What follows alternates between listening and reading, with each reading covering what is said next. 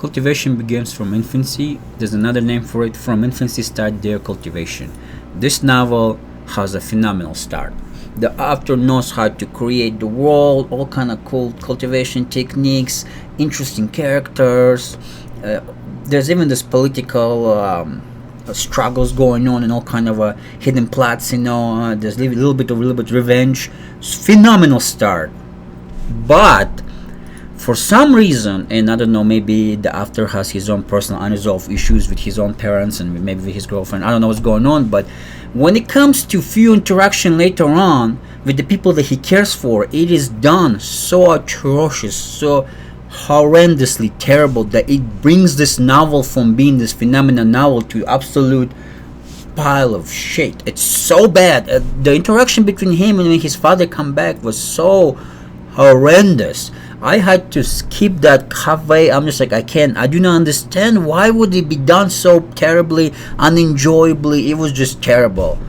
And then later on, you get past it because the author kind of put a band-aid on that particular pile of shit. And later on, his girl comes back after 8 years and she's essentially saying in a nice way, I'm dumping you because I want to go and focus on my sword.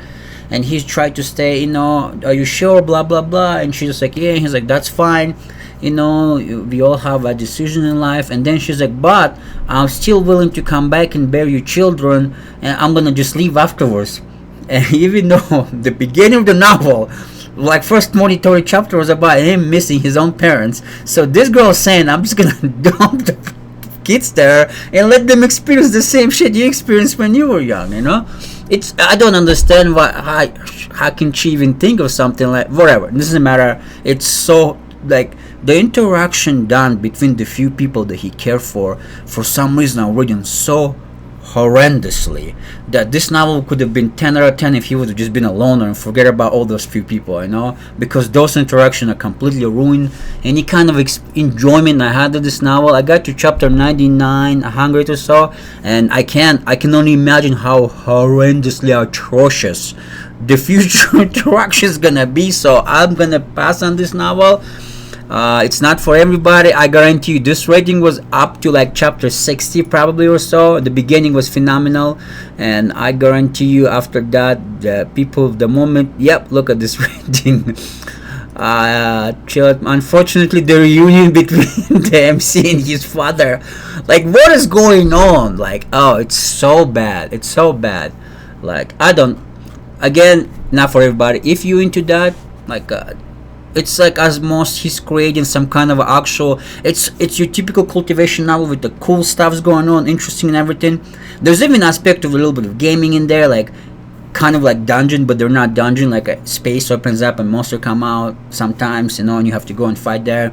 And the game element of him, he has his own panel and stuff, which is kind of cool. But when it comes to like few interaction between few people he loves, it's like it becomes this drama, kind of like Indian movie or something. Everything is so like hyped up and just no reason for it whatsoever. So he's trying to, I don't know, I feel like the MC has strength when it comes to cultivation building and all that, and when it comes to those particular drama interaction, he's completely weak. And if he wouldn't focus on that, because those things also are like so long and so unnecessary, this novel would have been 10 out of 10. But unfortunately for that, it's not for me. I'm not gonna say it's bad for me. For my opinion, it's absolute dog shit because of those few interactions, but everything else is great in this novel. So if you want to get past that particular things, you probably enjoy it, but I'm gonna have to drop it.